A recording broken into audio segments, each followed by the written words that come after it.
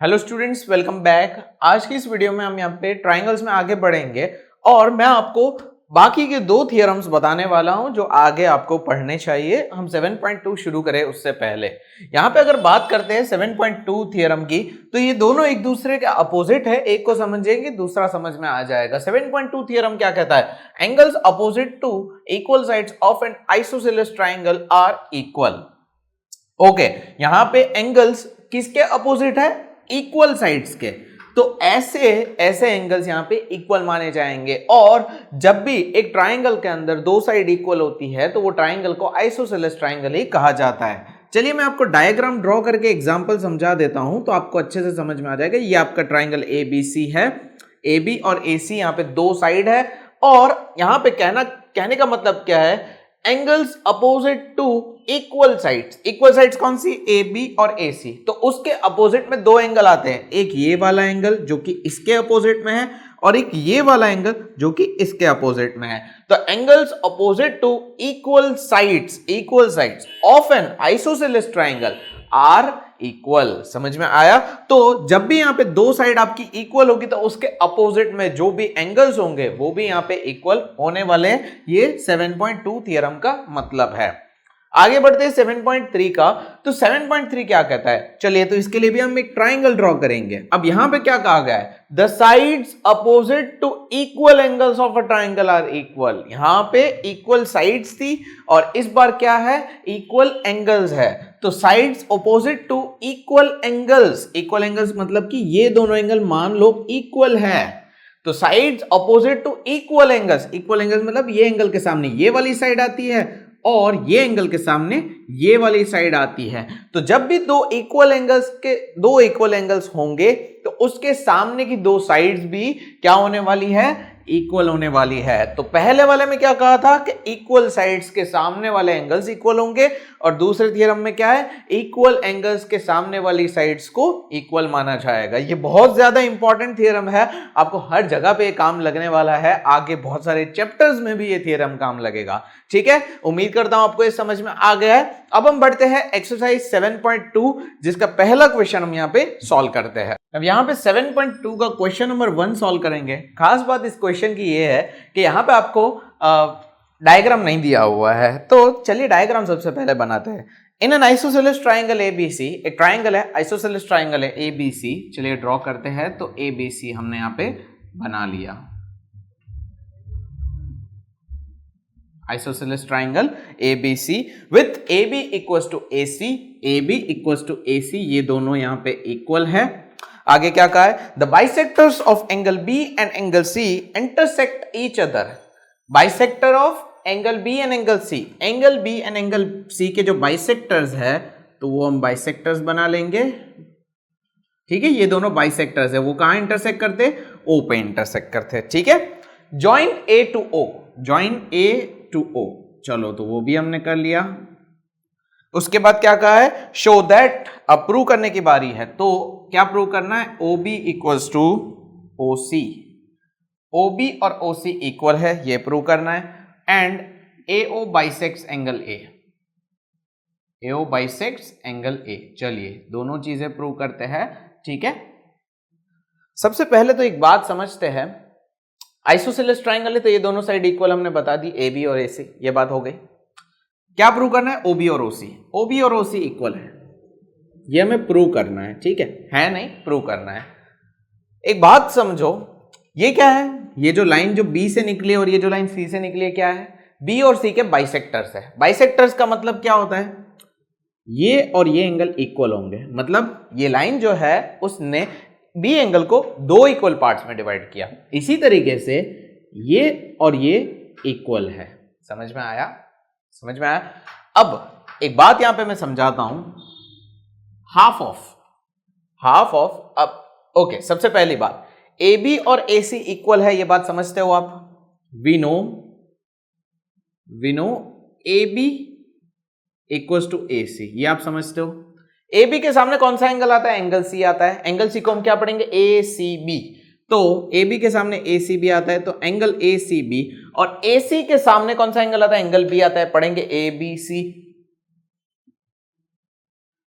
AB के सामने का एंगल और AC के सामने का एंगल इक्वल होगा। क्यों इक्वल होगा? क्योंकि दो इक्वल साइड्स है, उसके सामने अपोजिट एंगल्स, दो इक्वल साइड्स के अपोजिट एंगल्स क्या होंगे? इक्वल होंगे। तो पूरा AB, पूरा ACB और पूरा ABC इक्वल होगा। ठीक है, अब जब पूरा इक्वल है तो यहां पे मैं बोल सकता हूं half of angle ACB is equal to half of ABC। जब पूरे ये दोनों इक्वल है तो इनके हाफ भी इक्वल ही होंगे ना, जाहिर सी बात है। और ये वाला एंगल क्या है? ये इसका हाफ है। ये वाला एंगल क्या है? ये इसका दूसरा हाफ है। इसी तरीके से ये वाला एंगल कौन सा है? C का एक हाफ है। और ये वाला एंगल क्या है? C का दूसरा हाफ है। ठीक है ना? तो जब ये चीज पॉसिबल है, जब ये चीज पॉसिबल है, तो अब थोड़ा ध्यान से सुनना मैं क्या कहने जा रहा हूं। ये वाला एंगल जो है, ये वाला एंगल क्या है? OBC। Angle OBC is equal to OCB, ऐसा बोल सकते हैं, यस बोल सकते हैं, क्योंकि OBC क्या है? Half of ACB। अच्छा, इसको हम थोड़ा उल्टा पढ़ते हैं, उल्टा मैंने लिख दिया था। ये एंगल को क्या पढ़ेंगे? OBC, और ये एंगल को क्या पढ़ेंगे? OCB। ठीक है ना? ओके, यहां पे ACB है तो एंगल OCB यहां पे लिखेंगे। ठीक है, थोड़ा समझ में आएगा आपको। और ये OBC। ठीक है, गलत कुछ भी नहीं था, बस मैंने आगे पीछे रख दिया था, कंफ्यूज नहीं होना है। ACB मतलब कौन सा एंगल है? ये वाला। इसका हाफ कौन सा है? ये वाला हाफ है। इसको हम पढ़ते क्या है? OCB। ये रहा OCB। और ये वाला एंगल क्या है? ABC। इसका हाफ क्या है? OBC। इसको हम यहां पे लिखेंगे। जब दोनों के हाफ जो है ये दोनों इक्वल होंगे, OCB एंड OBC इक्वल हुआ, तो व्हाट आई एम सेइंग कि ये दोनों एंगल्स जब इक्वल है तो इनके ऑपोजिट साइड्स भी इक्वल होने वाली है ना? दो एंगल्स इक्वल है तो इनके ऑपोजिट में साइड्स भी इक्वल होगी। तो ये वाला जो एंगल है इसके सामने कौन सी साइड आती है? ये साइड आती है। ये वाला जो एंगल है इसके सामने कौन सी साइड आती है? ये वाली साइड आती है। ये वाली साइड कौन सी है? OC। और ये वाली कौन सी है? OB। तो अब यहां पे बोल सकते हैं OC इक्वल्स टू OB। हो गया प्रूफ? हो गया ना प्रूफ? यही प्रूफ करना था। समझ में आया? क्लियर? चलिए अब आगे बढ़ते हैं। Next, AO bisects angle A। AO bisects, AO क्या है? बाइसेक्ट करता है एंगल A को। जब भी बाइसेक्ट करता है तो हम ड्रॉ करके एंगल्स को मेजर करके बताएंगे कि ये इक्वल होगा? नहीं, ऐसा हम नहीं कर सकते हैं। ये कंस्ट्रक्शन चैप्टर नहीं है। तो क्या करेंगे हम? अगर AO A को बाइसेक्ट करता है, इसका मतलब ये हुआ कि ये वाला एंगल जो है और ये वाला एंगल जो है वो इक्वल होने चाहिए। अगर ये दोनों इक्वल है तो आप सीधा बोल सकते हो कि AO क्या कर रहा है? A को बाइसेक्ट कर रहा है। अब ये दोनों एंगल्स को हमें इक्वल बताना है। तो जब ट्राइंगल्स चैप्टर चल रहा है ना, तो यहां पे आपको ट्राइंगल्स ढूंढने हैं। ये वाला जो एंगल है कौन से ट्राइंगल का पार्ट है? ये वाले ट्राइंगल का पार्ट है। ये रहा। पूरे ABC का तो पार्ट है ही, लेकिन ये एग्जैक्टली पूरा सबसेट में किसका पार्ट है? ये वाले ट्राइंगल का। ये वाला एंगल किसका पार्ट है? भाई ये वाले ट्राइंगल का। समझ में आया? तो अब हम देखते हैं AOB, triangle AOB and triangle AOC, triangle AOC। AOB और AOC ये दोनों ट्राइंगल के लिए अगर हम देखें तो AO क्या है? कॉमन है। AO क्या है? कॉमन है। AB और AC तो इक्वल है। AB और AC इक्वल है, यह हमें दिया हुआ था पहले से, है ना? और OB और OC क्या है? प्रूव्ड अबव, अभी थोड़ी देर पहले ही प्रूव किया था ना। तो जब तीनों साइड यहां पे इक्वल होती है करेस्पॉन्डिंग वे में, तो यहां पे हम कौन सा कॉन्ग्रुएंस लगाएंगे? By SSS congruence. आप बोलोगे SSS तो अभी पढ़ा ही नहीं है। यस, नहीं पढ़ा है, आगे आएगा, लेकिन सिंपल सा है, बहुत सिंपल है। तीनों साइड जब इक्वल होती है तो SSS का कॉन्ग्रुएंस यहां पे लगेगा, और इससे हम AOB और AOC को क्या कह सकते हैं? इक्वल कह सकते हैं। ये आपका इक्वल हो गया। जब ट्राइंगल्स इक्वल हो गए तीनों साइड की हेल्प से, तो ये वाला जो एंगल है और ये वाला एंगल है वो क्या है? Corresponding part of congruent triangles. ये दोनों क्या है? Corresponding parts of congruent triangles. तो इसको हम क्या पढ़ेंगे? Angle OAB, OAB, angle OAC, OAB मतलब ये वाला एंगल, OAC मतलब ये वाला एंगल। तो OAB एंड OAC इक्वल होगा बाय CPCT, CPCT। करेस्पॉन्डेंस का अगर डर है तो करेस्पॉन्डेंस बहुत ही आसानी से आप देख सकते हो। ये देखो A जो है, A के सामने A आ रहा है तो इसका मतलब ये सही है, ठीक है। अगर ये A के सामने मान लो AOB के सामने OAC होता तो आप नहीं लिख सकते। क्यों लिख सकते हैं? बिकॉज A के सामने A करेस्पॉन्डिंग आ रहा है, O के सामने O आ रहा है और B के सामने C आ रहा है, ठीक है। क्लियर, समझ में आया? ठीक है, ये फर्स्ट क्वेश्चन था, डायग्राम नहीं था, खुद बनाना था। आई होप आपको समझ में आ गया हो। बढ़ते हैं नेक्स्ट क्वेश्चन की तरफ, क्वेश्चन नंबर 2 की तरफ। ना बढ़ते हैं क्वेश्चन नंबर 2 की तरफ। क्वेश्चन नंबर 2 में डायग्राम दिया हुआ है और क्या कहा है देखो, in triangle ABC AD is perpendicular bisector of BC। AD जो है परपेंडिकुलर बाइसेक्टर है BC का। इसका मतलब ये होता है कि AD जो है BC को 2 इक्वल पार्ट्स में डिवाइड करता है। तो इससे हमें पता लगता है BD इक्वल्स टू DC। ये किसी ने कहा नहीं है, खुद ही आपको पता लगाना है, ठीक है। आगे बढ़ते हैं। Show that triangle ABC is an isosceles triangle in which AB equals to AC। हमें क्या प्रूव करना है? AB इक्वल्स टू AC, ये हमें प्रूव करना है। जब भी आपको कोई साइड या कोई एंगल इक्वल है ऐसा प्रूव करने को कहा जाए तो हमेशा ट्राइंगल्स को इक्वल करने की कोशिश करना, ये सारी चीजें प्रूव हो जाएगी। ये हमें दिया गया है, ये हमें प्रूव करना है और ये डायग्राम है हमारे पास। क्या ये डायग्राम में आपको 2 ट्राइंगल दिख रहे हैं? दिख रहे हैं ना, ये वाला और ये वाला। क्या बोल सकते हैं ये ट्राइंगल को? ABD फॉर, क्या लिखेंगे? For triangle ABD and ABD। दूसरा triangle ACD, triangle ACD। 2 triangle है हमारे पास। अब ABD और ACD के लिए अगर हम देखें तो दोनों में कॉमन क्या है? D क्या है? 90 डिग्री। इस तरफ भी 90 बनेगा, इस तरफ भी 90 बनेगा, तो D इज 90, ठीक है। ये सबसे पहला पॉइंट एंगल है, ठीक है, ये पेंसिल से लिखना। नेक्स्ट क्या है? BD और DC। इस ट्राइंगल में BD और इस ट्राइंगल का CD दोनों इक्वल है, इक्वल है। BD equals to CD। ये क्या है? साइड है। उसके बाद नेक्स्ट क्या है? उसके बाद देखो एक साइड आ गया हमारे पास, एक एंगल आ गया और ये जो है वो क्या है? ये है हमारे पास क्या है? कॉमन है। AD जो है कॉमन है, सो AD कॉमन है। अब देखो क्या हुआ हमारे पास, साइड एंगल साइड, इस तरह का पैटर्न बन रहा है। Side angle side, side angle side हो रहा है। तो by SAS congruence, SAS congruence आप यहां पे बोल सकते हो, बाय SAS कॉन्ग्रुएंस आप यहां पे बोल सकते हो ABD is equal and congruent to ACD। ऐसा करने से फायदा क्या हुआ? मैंने आपको शुरू में बताया ना, जब ट्राइंगल दिखते हैं उनको इक्वल बता दो, बाकी चीजें ऑटोमेटिक इक्वल हो जाएगी। ये AB किसका पार्ट है? ये ट्राइंगल का पार्ट है। AC किसका पार्ट है? ये ट्राइंगल का पार्ट है। ये दोनों अभी इक्वल हो गए। क्यों? Because they are corresponding parts of congruent triangles. एक बार चेक कर लेना ये करेस्पॉन्डिंग पार्ट्स है या नहीं है। AB और AC देखो करेस्पॉन्डिंग आ रहे हैं। देखिए AB यहाँ पे आ रहा है, इसी तरीके से AC भी आ रहा है। अगर यहाँ पे मान लीजिए ADC होता, ABD के सामने ADC होता तो ये AB और ये AC अलग अलग हो जाता, तो इस केस में आप करेस्पॉन्डिंग नहीं बोल सकते। लेकिन हमने यहाँ पे ACD, यही करेस्पॉन्डेंस यहाँ पे आई है हमें। सो बाय क्या लिखेंगे? AB is equal to AC, क्या लिखेंगे? By CPCT, by CPCT। आया समझ में? क्लियर हुआ? क्वेश्चन नंबर 2 काफी इजी था, काफी इजी एंड सिंपल था। बढ़ते नेक्स्ट क्वेश्चन की तरफ। चलिए अभी थर्ड क्वेश्चन है। थर्ड क्वेश्चन में डायग्राम अगेन दिया हुआ है। देखो ABC is an isosceles triangle. ABC क्या है? आइसोसेलेस ट्राइंगल है in which altitudes BE and CF। BE altitude है कहां पे? AC पे। CF अल्टीट्यूड है AB पे, ठीक है।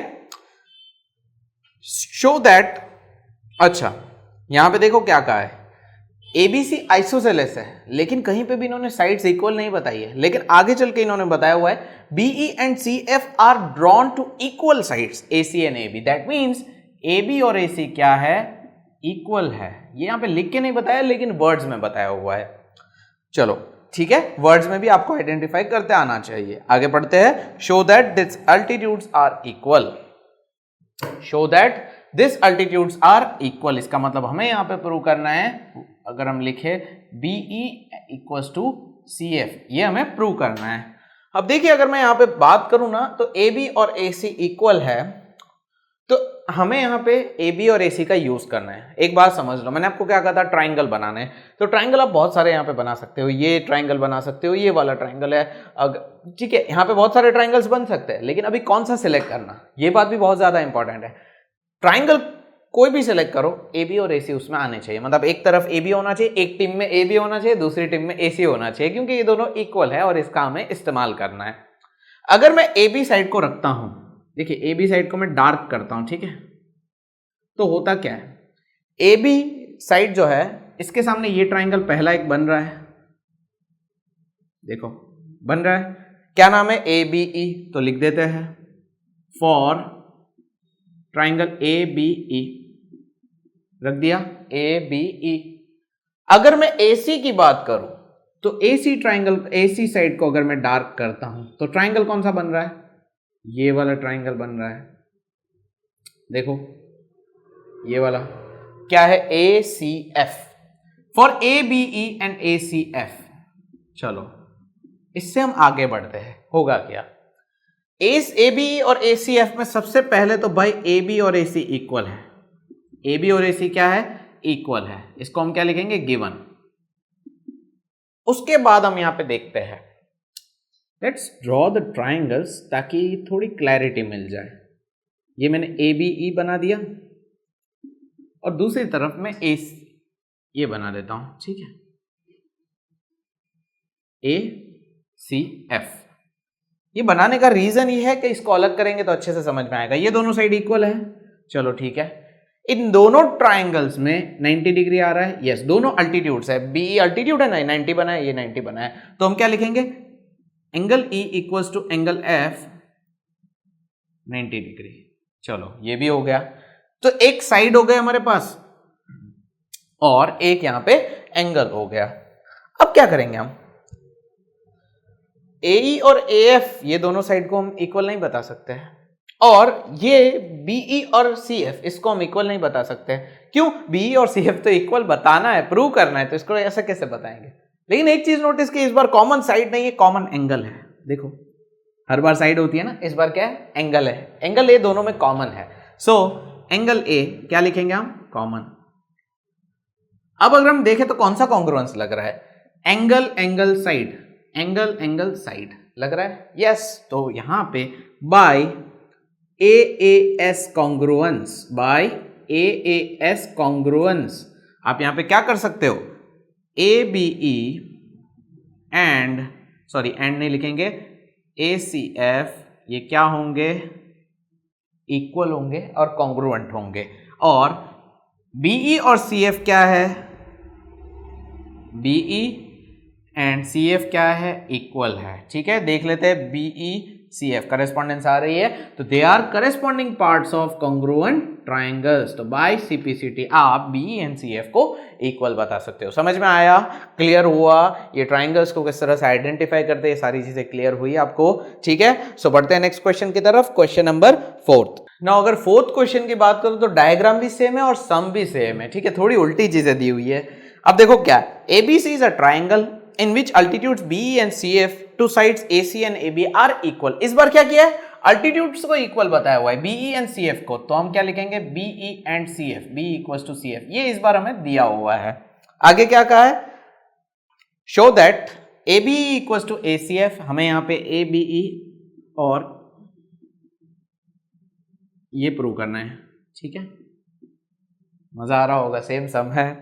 चलो नेक्स्ट क्या प्रूव करने को कहा है, AB and AC are equal, ये पहली चीज है, ये दूसरी चीज है जिसमें कहा है AB equals to AC, that is triangle ABC is isosceles triangle, ठीक है, आइसोसेलेस का है, यस, आइसोसेलेस ट्राइंगल। इसका मतलब ये होता है कि जब आप AB और AC को इक्वल बोलोगे तो इसका मतलब ये भी होगा ना कि ABC क्या है, आइसोसेलेस ट्राइंगल है। इस बार BE एंड CF को इक्वल कहा है, हम वही ट्राइंगल लेंगे जिसमें BE और CF आ रहा है, तो ये दोनों वही सेम ट्राइंगल हमारे बनते हैं, और यही दोनों ट्राइंगल को हमें इक्वल बताना है, ABE और ACB, ठीक है, हाँ ABE और ACF, हाँ ACF है, मैंने इसको ACB लिख दिया, ACF, ये दोनों ट्राइंगल्स को इक्वल बताएंगे। एंगल A क्या है, कॉमन है, E और F क्या है, 90 डिग्री है और बी और सी एफ क्या है, इक्वल है, जो कि आपको क्वेश्चन में दिया हुआ है।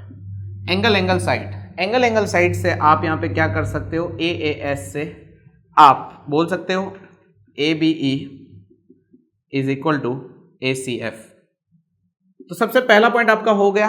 उसके बाद ए बी और ए सी को इक्वल बताना है, तो ए बी और ए सी क्या है, this are corresponding parts of congruent triangles. तो आप ए बी एंड ए सी को भी इक्वल बता सकते हो बाय सीपीसीटी।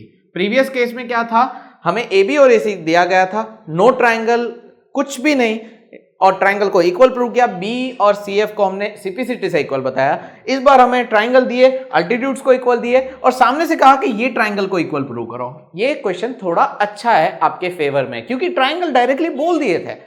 इससे पहले के क्वेश्चन में ट्राइंगल्स हमें खुद फाइंड करने थे कि कौन से इक्वल बनाने हैं। समझ में आ रहा है दोनों क्वेश्चन में डिफरेंस? वो क्वेश्चन भी अच्छा था, उसमें भी डायरेक्टली आपको मैंने आइडेंटिफाई करने की ट्रिक बताई थी। यहां पे कुछ मेहनत नहीं करनी थी, सीधा आपके सामने था।